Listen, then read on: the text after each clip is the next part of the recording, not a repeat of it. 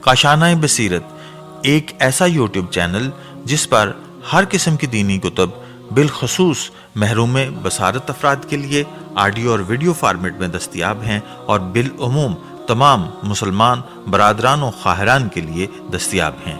इसलिए आपसे गुजारिश है कि बेल आइकन को प्रेस करके हमारे इस चैनल को ज़रूर सब्सक्राइब कीजिए ताकि आइंदा आने वाली हर किताब आपको बर वक्त मिलती रहे। काशानाए बसीरत, काशानाए बसीरत, काशानाए बसीरत, काशानाए बसीरत।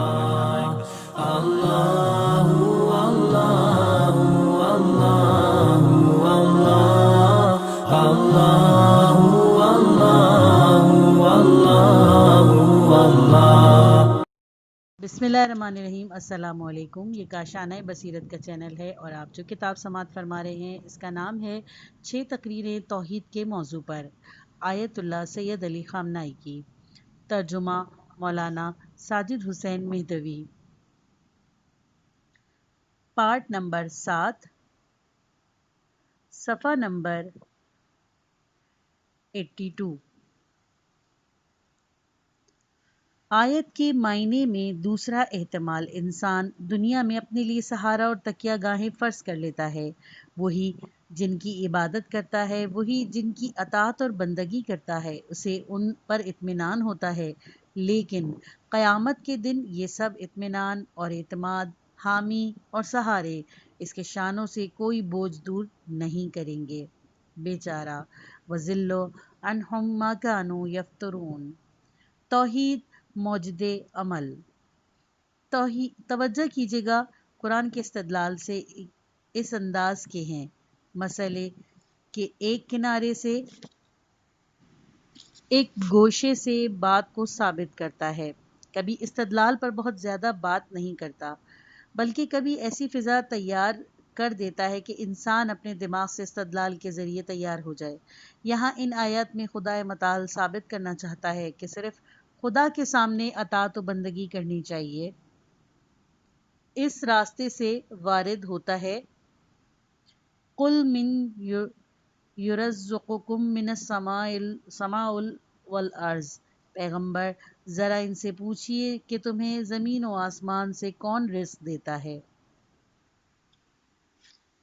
कहो, कौन तुम्हें रोज़ी देता है। आसमान और ज़मीन से। आसमान से हयात और ज़िंदगी बख्श बरसात, ज़मीन से माद्दा हयात। आमिन युमल्लिकुल समाउल वल अब्सार। या कौन है जो मालिक है सुनने का और देखने का।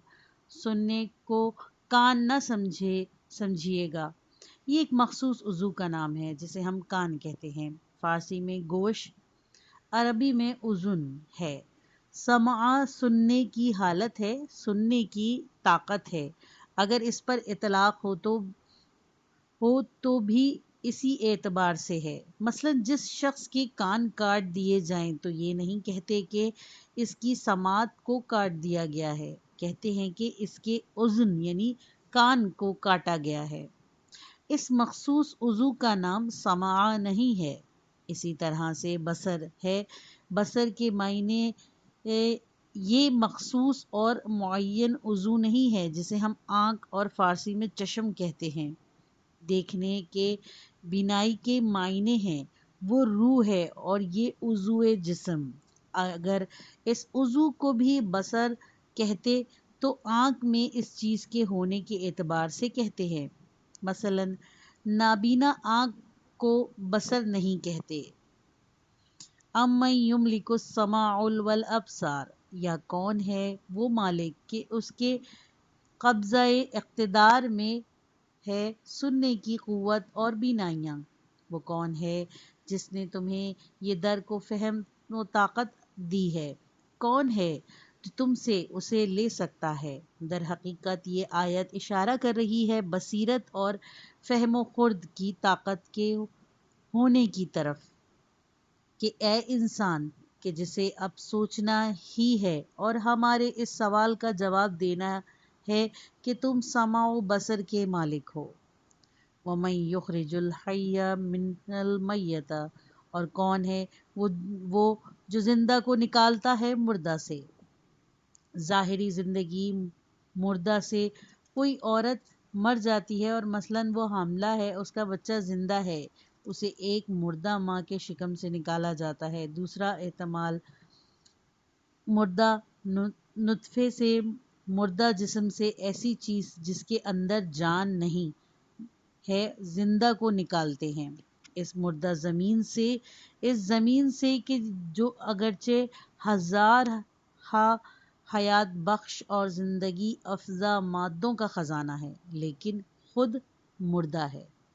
اس کے اندر سے ہم نے تمہیں نکالا اور ابھی بھی انسانوں کو نکال رہے ہیں۔ انسانوں کا اصل مادہ اور بنیادی جڑ کیا چیز ہے سوائے اس حیاتی اور غذائی مواد کے جو زمین سے ملتا ہے؟ پس یخرج الحی من المیت کے چند احتمال، اور یہ سب احتمال قابل قبول ہیں۔ وَيُخْرِجُ الْمَيَّتَ مِنَ الْحَيِّ، اور کون ہے جو نکالتا ہے مردہ کو زندہ سے، یعنی مردہ بچے کو زندہ ماں کے پیٹ سے، یعنی ایک برے اور بے روح انسان کو زندہ اور جاندار روح رکھنے والے انسان سے۔ اور اس قسم کی تعبیرات اور احتمالات جو انسان کے ذہن میں آتے ہیں، بہرحال یہ سب پروردگار کے کمال قدرت کی نشانیاں ہیں۔ ایک زندہ چیز کو ایک مردہ چیز سے باہر نکالنا اور ایک مردہ چیز کو ایک زندہ چیز سے باہر نکالنا، یہ خدا کی طاقت اور اس کی قبضہ قدرت کے کمال کی نشانی ہے۔ وَمَن يُدَبِّرُ الْأَمْرَ، کون ہے جو کائنات کی تکوینی امر کی تدبیر کرتا ہے؟ کون ہے جو زمین کے اندر جذب کی قوت رکھ دیتا ہے تاکہ انسان اس کے اوپر زندگی گزار سکے؟ کون ہے جو زمین کے اندر، سمندر کے اندر، پہاڑوں کے اندر زندگی کے وسائل کو بطور امانت رکھ دیتا ہے؟ کون ہے جو انسان کو انہیں نکالنے کی صلاحیت دیتا ہے؟ کون ہے جو اس سورج، چاند، ستاروں اور دور دور بہت دور کی دنیا کو حیرت انگیز نظم و ترتیب کے ساتھ وجود میں لاتا ہے؟ کون ہے جو اس چاند کو زمین سے ایک معین فاصلے پر رکھتا ہے کہ اگر اس سے زیادہ ہوتا تو زمین پر انسان کی زندگی گزارنا ممکن نہ ہوتا، کیونکہ سمندر کا پانی سطح زمین پر پھیل جاتا، اور اگر اس سے بھی زیادہ دور ہوتا تو زندگی گزارنا ممکن نہ ہوتا، اس لیے کہ سطح زمین پر پانی باقی ہی نہ رہتا، زمین کی گہرائیوں میں اتر جاتا۔ کون ہے جو سورج کو بناتا ہے، زمین سے ایک معینہ فاصلے پر رکھتا ہے کہ اگر اس سے زیادہ زمین سے نزدیک ہوتا ہے تو زمین حرارت سے، اور اس کے سے کم نزدیک ہوتا ہے تو زمین سردی کی وجہ سے قابل سکونت نہیں رہتی، اور اس قسم کی اور مثالیں۔ اب خدا کے بے عیب کام اور قدرت کے بارے میں کیا کہیں کہ ہماری اس صدی میں سائنسی علوم کے دانشوروں کے ہاتھوں اسے اتنی کتابیں آئی ہیں اور تحریر کی گئی ہیں، اتنی زیادہ باتیں ہیں کہ مجھ جیسا انسان، ایک خطیب اگر چاہے کہ یہاں کھڑا ہو جائے تو کئی دن تک تو صرف نقل کرے گا کہ میں اس کام کا زیادہ حامی نہیں ہوں۔ وَمَن يُدَبِّرُ الْأَمْرَ، یہ سوال نزول وحی کے زمانے کے مشرکوں سے تو تھا ہی، ساتھ ہی 20ویں صدی کے مجھ سے اور آپ سے بھی ہے۔ وَمَن يُدَبِّرُ الْأَمْرَ، کون ہے جو پوری کائنات کو چلا رہا ہے، ذرات سے لے کر دور دراز کی دنیاؤں کی گہرائیوں تک، وہی ہے جو اپنے دست قدرت سے چلا رہا ہے۔ وَمَن يُدَبِّرُ الْأَمْرَ، کون ہے بغیر کسی تعصب کے، بغیر کسی غرض کے، پوری آگاہی کے ساتھ غور کرو تاکہ درست جواب تک پہنچ سکو۔ فَسَيَقُولُونَ اللَّهُ، کہیں گے کہ اللہ۔ بعض لوگ سوچے سمجھے بغیر کہہ دیتے ہیں اللہ، کہ ان کا یہ عقیدہ تھا، اس زمانے میں بھی تھا، میں تھوڑا سوچتا ہوں، غور کرتا ہوں۔ فَسَيَقُولُونَ اللَّهُ، پھر کہتا ہوں کہ اللہ ہے۔ عالم تخلیق کا یہ عجیب انتظام خدا کی جانب سے ہے اور بس۔ یہ اس کا دست قدرت ہے کہ جو اس گاڑی کو چلا رہا ہے۔ جو کچھ ہم طبیعی اور غیر طبیعی آنکھ سے دیکھتے ہیں اور مشاہدہ کرتے ہیں، اور جو کچھ آج نہیں دیکھتے لیکن دسیوں سال بعد علم کی ترقی کے نتیجے میں دیکھیں گے، سوائے اس کے اور کچھ نہیں کہ وہ سب قدرت خدا کا پیدا کردہ اور خالق کردہ ہے۔ فَسَيَقُولُونَ اللَّهُ، اب جب کہ خدا ہے، فَقُلْ، یہیں پر ان کا گریبان تھام لو، اے ہمارے نبی، اے ہماری دعوت کے بشارت دینے والے، اے کمال انسان کے ذمہ دار۔ فَقُلْ، کہو، افلا تتقون، کیا تم تقوی اور پرہیزگاری اختیار نہیں کرتے؟ یہ کیا بات ہوئی، عظیم خدا سے نہیں ڈرتے، اس عظمت کی آفرین خدا سے کہ اس کو چھوڑ کر کسی دوسرے کی اطاعت کرتے ہو، ابدیت میں کسی اور کو شریک قرار دیتے ہو۔ دیکھیے، اگر کائنات کی تخلیقی تدبیر اس کے ہاتھ میں ہے تو کائنات کی تشریح یعنی قانون بنانے کی تدبیر بھی اسی کے ہاتھ میں کیوں نہ ہو۔ میں ایک زمانے میں اس مسجد یعنی مشہد مقدس کی مسجد کی کرامت میں سورہ ملک کی تفسیر بیان کرتا تھا۔ آپ کو یاد ہے، بسم اللہ الرحمن الرحیم، تبارک الذی بید الملک وہو علی کل شیء قدیر الذی خلق الموت والحیاۃ لیبلوکم ایکم احسن عملا۔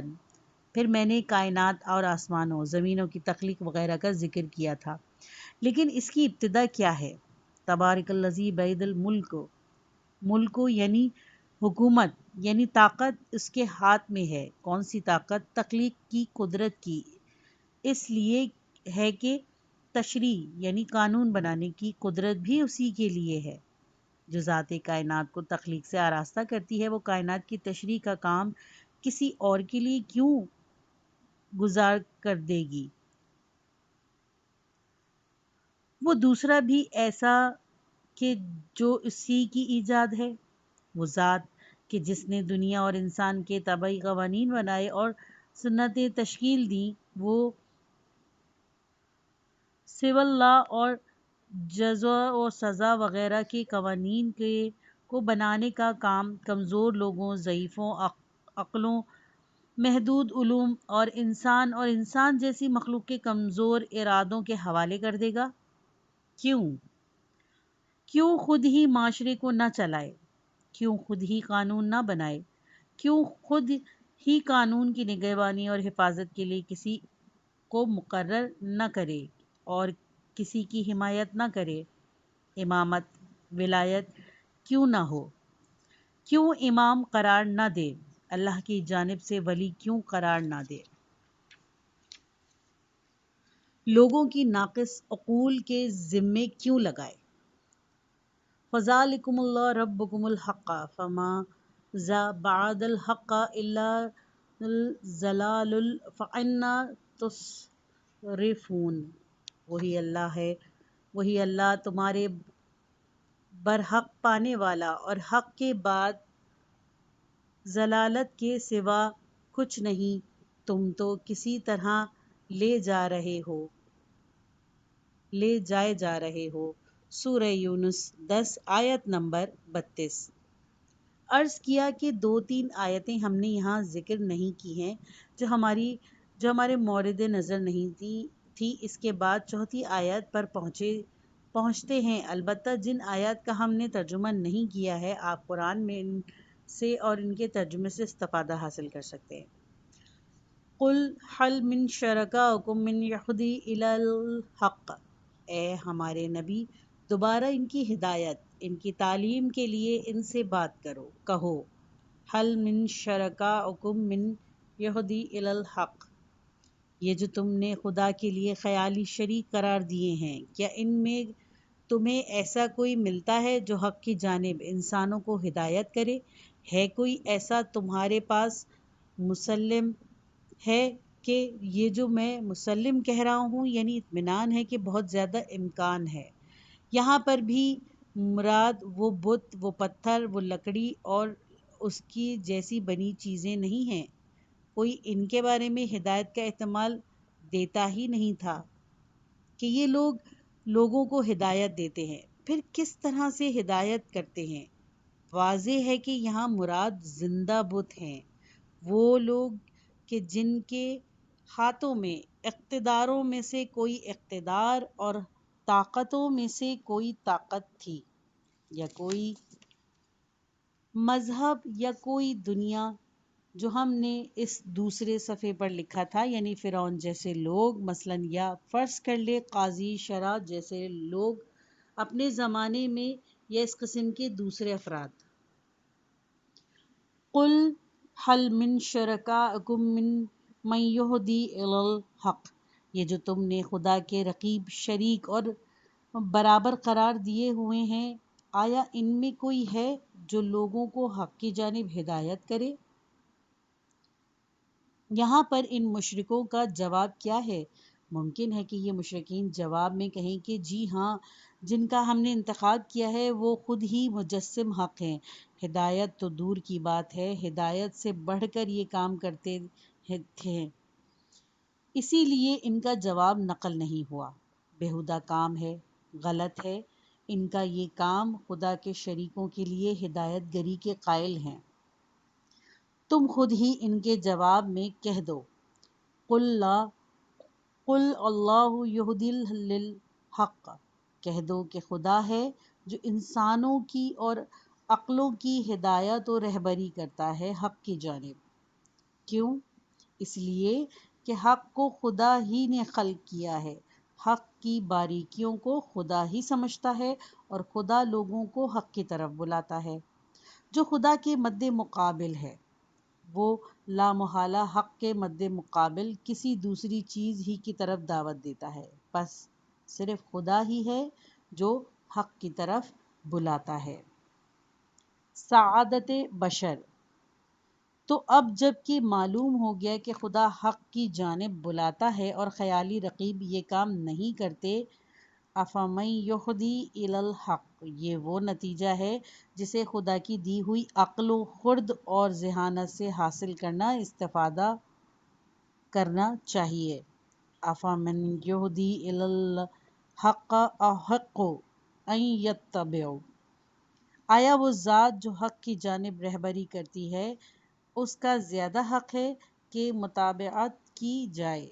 امن لا یہدی الا ان یہدی، یا وہ ذات جسے خود راستہ ہی نہیں ملتا مگر یہ کہ کوئی اس کا ہاتھ تھام کر اسے لے جائے۔ آخر پیروی کس کی کرنی چاہیے؟ کس کے پیچھے چلنا چاہیے؟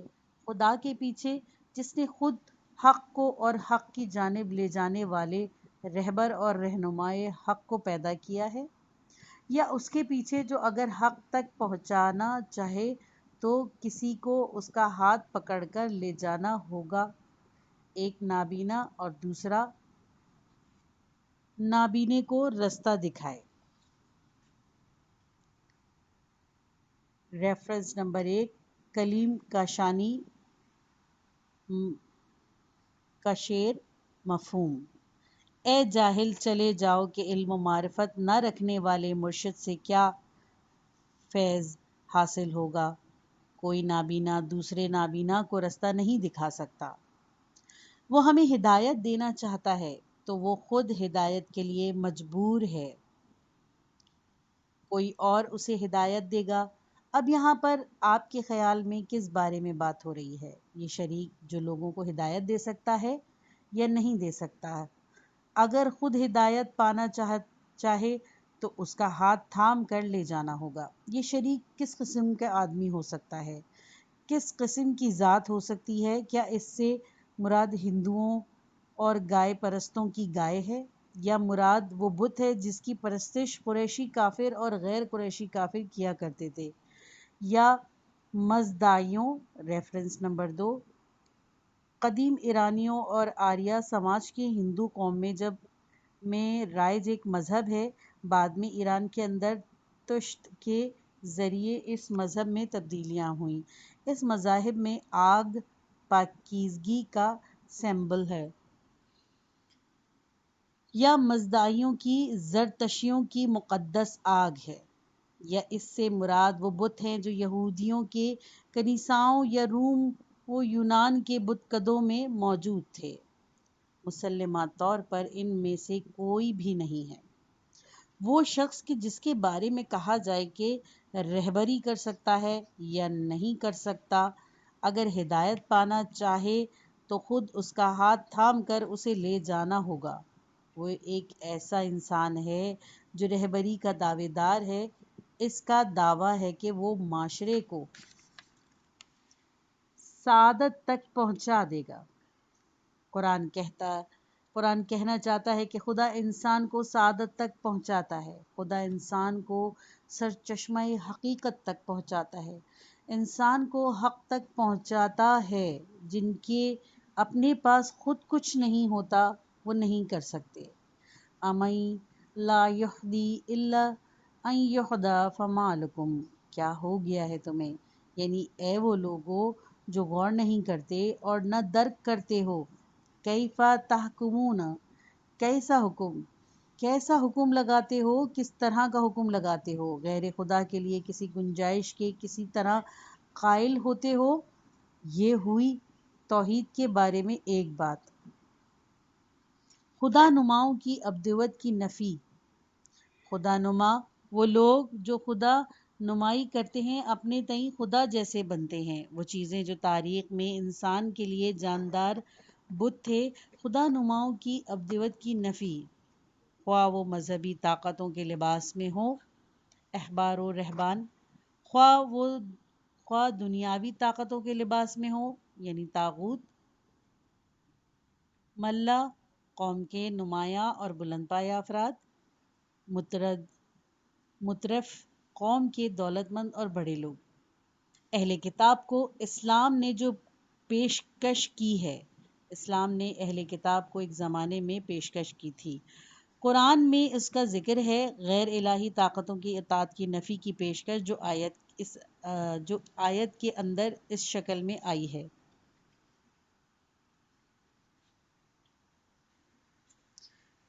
ترجمہ: اے پیغمبر آپ کہہ دیں کہ اہل کتاب آؤ ایک منصفانہ کلمے پر اتفاق کر لیں کہ خدا کے علاوہ کسی کی عبادت نہ کریں گے، کسی کو اس کا شریک نہ بنائیں، آپس میں ایک دوسرے کو خدائی کا درجہ نہ دیں۔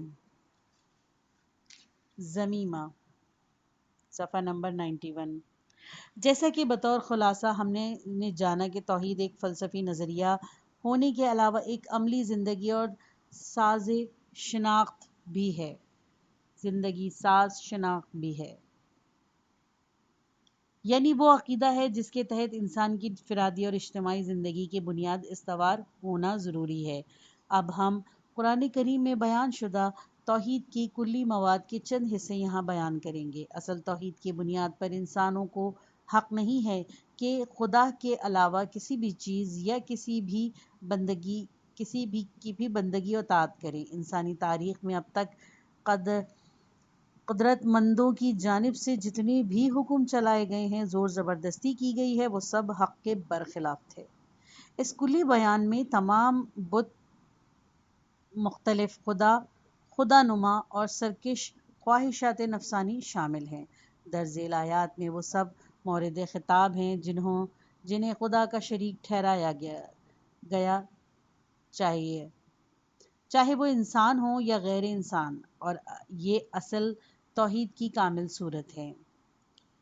وَيَوْمَ نَحْشُرُهُمْ جَمِيعًا، جس دن ہم سب کو اکٹھا جمع کریں گے۔ ثُمَّ نَقُولُ لِلَّذِينَ أَشْرَكُوا مَكَانَكُمْ أَنْتُمْ وَشُرَكَاؤُكُمْ، اور اس کے بعد شرک کرنے والوں سے کہیں گے کہ تم اور تمہارے شرکاء سب اپنی اپنی جگہ ٹھہر جاؤ۔ فَزَيَّلْنَا بَيْنَهُمْ، اور پھر ہم ان کے درمیان جدائی ڈال دیں گے۔ وَقَالَ شُرَكَاؤُكُمْ إِن كُنتُمْ إِيَّانَا تَعْبُدُونَ، اور ان کے شرکاء کہیں گے کہ تم ہماری عبادت تو نہیں کرتے تھے۔ فَكَفَى بِاللَّهِ شَهِيدًا بَيْنَنَا وَبَيْنَكُمْ إِنَّا كُنَّا عِبَادَتَكُمْ لِغَافِلِينَ۔ اب خدا ہمارے اور تمہارے درمیان گواہی کے لیے کافی ہے کہ ہم تمہاری عبادت سے بالکل غافل تھے۔ هُنَالِكَ تَبْلُو كُلُّ نَفْسٍ مَا أَسْلَفَتْ، اس وقت ہر شخص اپنے گزشتہ اعمال کا امتحان کرے گا۔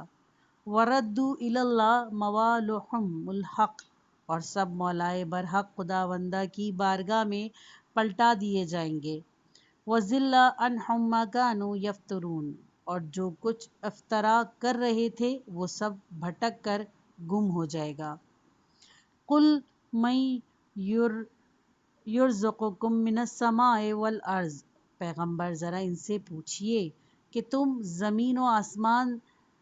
زمین و آسمان سے کون رزق دیتا ہے؟ اَمَن يَمْلِكُ السَّمْعَ وَالْأَبْصَارَ، اور کون تمہاری سماعت و بصارت کا مالک ہے؟ وَمَن يُخْرِجُ الْحَيَّ مِنَ الْمَيِّتِ وَمَن يُخْرِجُ الْمَيِّتَ مِنَ الْحَيِّ، اور کون مردہ سے زندہ اور زندہ سے مردہ کو نکالتا ہے؟ وَمَن يُدَبِّرُ الْأَمْرَ، اور کون سارے امور کی تدبیر کرتا ہے؟ فَسَيَقُولُونَ اللَّهُ، تو یہ سب کہیں گے کہ اللہ۔ فَقُلْ أَفَلَا تَتَّقُونَ، تو آپ کہیے کہ پھر اس سے کیوں نہیں ڈرتے ہو۔ سورہ یونس 10 آیت نمبر 28 تا 31۔ اور چند آیات کے بعد اپنے کلام کو جاندار بتوں کے دائرے سے نزدیک تر کے بارے میں اس طرح جاری رکھا۔ قُلْ هَلْ مِن شُرَكَائِكُم مَّن يَهْدِي إِلَى الْحَقِّ، کہیے کہ کیا تمہارے شرکاء میں کوئی ایسا ہے جو حق کی ہدایت کر سکے؟ قُلِ اللَّهُ يَهْدِي لِلْحَقِّ، بتائیے کہ اللہ ہی حق کی ہدایت کرتا ہے۔ أَفَمَن يَهْدِي إِلَى الْحَقِّ أَحَقُّ أَن يَتَّبَعَ أَمَّن لَّا يَهْدِي إِلَّا أَن يُهْدَىٰ، اور پھر وہ جو حق کی ہدایت کرتا ہے اور وہ واقعاً قابل اتباع ہے، جو ہدایت کرنے کے قابل بھی نہیں ہے مگر یہ کہ خود اس کی ہدایت کی جائے۔ فَمَا لَكُمْ كَيْفَ تَحْكُمُونَ، تو آخر تمہیں کیا ہو گیا اور تم کیسے فیصلے کر رہے ہو؟ سورہ یونس 10 آیت نمبر 35۔ واضح ہے کہ ہدایت کرنا اور ہدایت یا رہنمائی پانا دراصل زندہ اور انسانی وجود سے وابستہ ہے۔ پس اس آیت میں ان انسانوں سے کلام ہے جو دیگر انسانوں کو اپنی اطاعت و بندگی کی جانب مجروب کرنے کے لیے خود کو خدا کا شریک اور جانشین قرار دیتے ہیں۔ خدا نما لوگوں کی بندگی کی نفی، چاہے وہ مذہبی لبادوں میں ہو جیسے طاغوت، ملا، مطرف، اہل کتاب کو اسلام کی پیشکش کے بارے میں بھی قرآن کریم میں ارشاد ہے۔ قُلْ یا اہل الکتاب تعالوا الی کلمۃ سواء بیننا وبینکم، اے پیغمبر آپ کہہ دیں کہ اہل کتاب آؤ ایک منصفانہ کلمہ پر اتفاق کر لیں۔ الا نعبد الا اللہ، کہ خدا کے علاوہ کسی کی عبادت نہ کریں۔ ولا نشرک بہ شیئا، کہ کسی کو اس کا شریک نہ بنائیں۔ ولا یتخذ بعضنا بعضا اربابا من دون اللہ، آپس میں ایک دوسرے کو خدائی کا درجہ نہ دیں۔ فَإِن تَوَلَّوْا فَقُولُوا اشْهَدُوا بِأَنَّا مُسْلِمُونَ، اور اس کے بعد بھی یہ لوگ منہ موڑیں تو کہہ دیجئے کہ تم لوگ بھی گواہ رہنا کہ ہم لوگ حقیقی مسلمان اور اطاعت گزار ہیں۔